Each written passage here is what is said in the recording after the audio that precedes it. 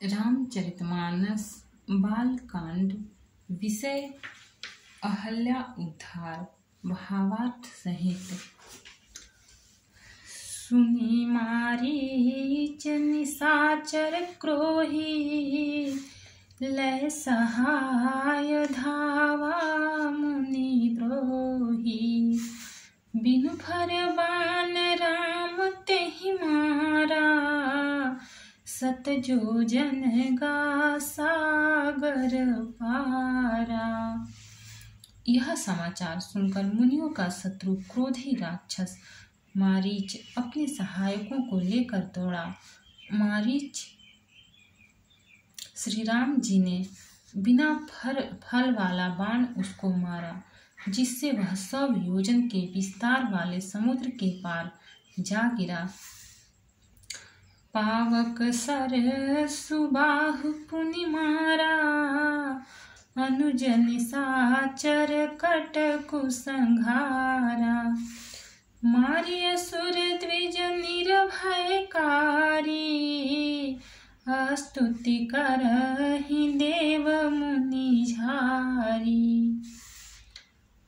फिर सुबाहु को अग्नि बाण मारा।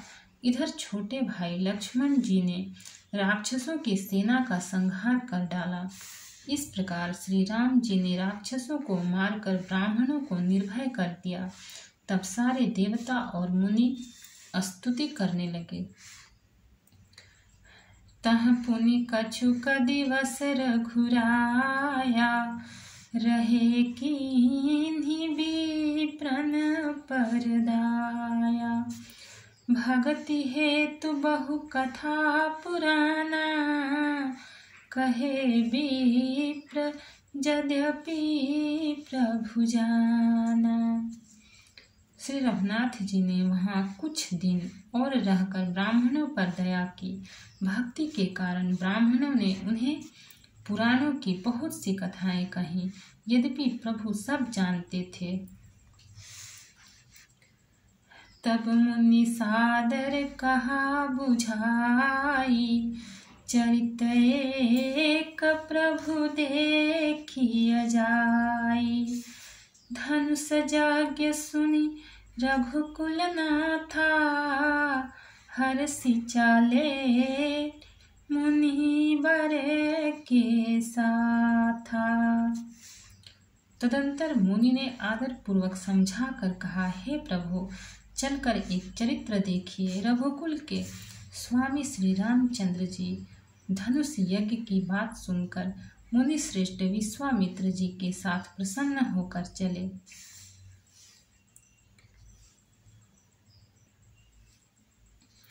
आश्रम एक दीख मग माही, खग मृग जीव जंतु तह नाही। पूछा मुनि शिला प्रभु देखी, सकल कथा मुनि कहा विशेषी। मार्ग में आश्रम दिखाई पड़ा। वहाँ पशु पक्षी कोई भी जीव जंतु नहीं था। पत्थर की एक शिला को देखकर प्रभु ने पूछा। तब मुनि ने विस्तार पूर्वक सब कथा कही। दोहा। गौतम नारी श्राप बस, उपल देह धरि धीर। चरण कमल रज चाहती, कृपा करहु रघुबीर। गौतम मुनि की स्त्री अहल्या शापवश पत्थर की देह धारण किए बड़ी धीरज से आपके चरण कमलों की धूलि चाहती है। हे रघुवीर, इस पर कृपा कीजिए। छंद।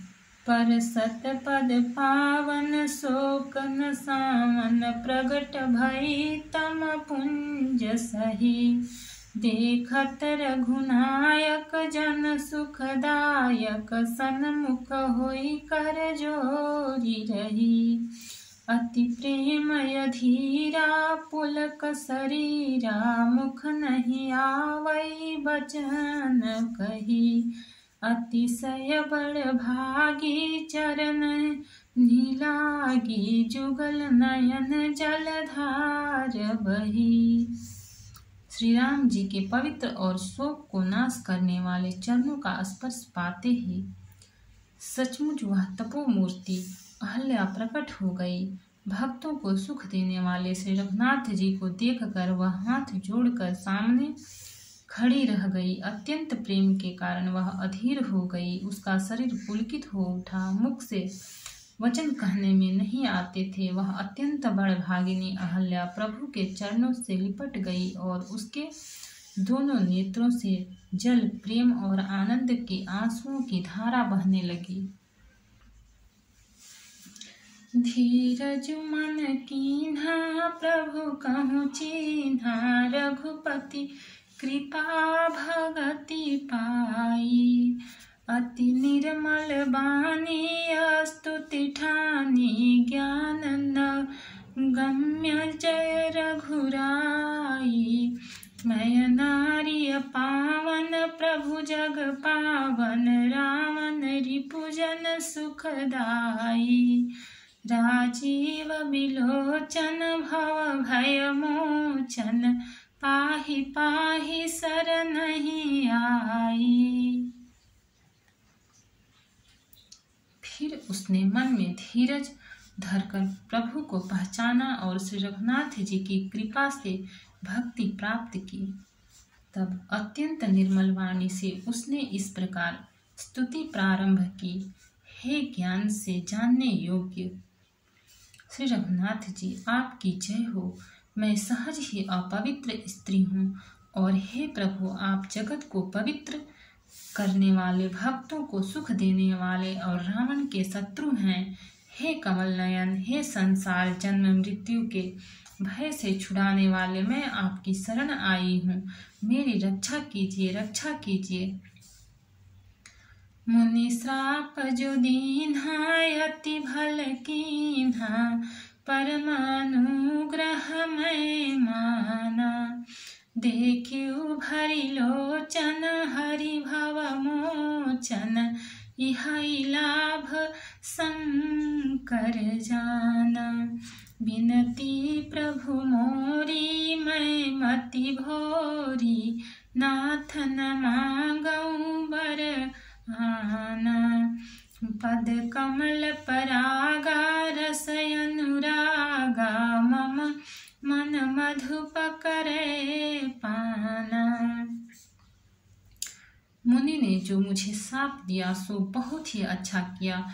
मैं उसे अत्यंत अनुग्रह करके मानती हूँ कि जिसके कारण मैं संसार से छुड़ाने वाले श्री हरि आपको नेत्र भर कर देखा। इसी आपके दर्शन को शंकर जी बड़े सबसे बड़ा लाभ समझते हैं। हे प्रभु, मैं बुद्धि की बड़ी भोली हूँ। मेरी एक विनती है, हे नाथ, मैं और कोई वर नहीं मांगती, केवल यही चाहती हूँ कि मेरा मन रूपी भौरा आपके चरण कमल की रज के प्रेम रूपी रस का सदा पान करता रहे। जेहि पद सुर सरिता परम पुनीता, प्रगट भई शिव शीस धरी। सोई पद पंकज जेहि पूजत, अजमम सिर धरेउ कृपाल हरि। एहि भांति सिधारी गौतम नारी, बार बार हरि चरण परी। जो अति मन भावा सो बरु पावा, गए पति लोक आनंद भरी।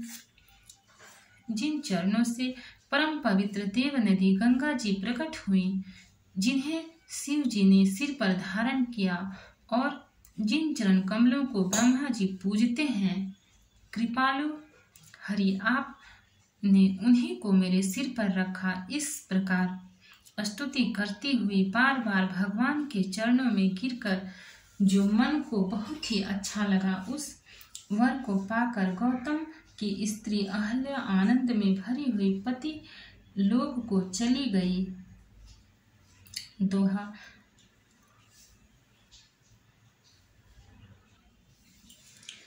दोहा। अस प्रभु दीन बंधु हरि कारण रहित दयाल, तुलसीदास सठ तेहि भजो छाड़ी कपट जंजाल। प्रभु श्री रामचंद्र जी ऐसे दीन बंधु और बिना ही कारण दया करने वाले हैं।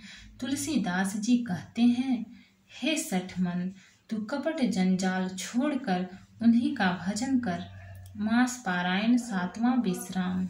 भक्त और भगवान की जय। चैनल को लाइक, सब्सक्राइब और कमेंट करें।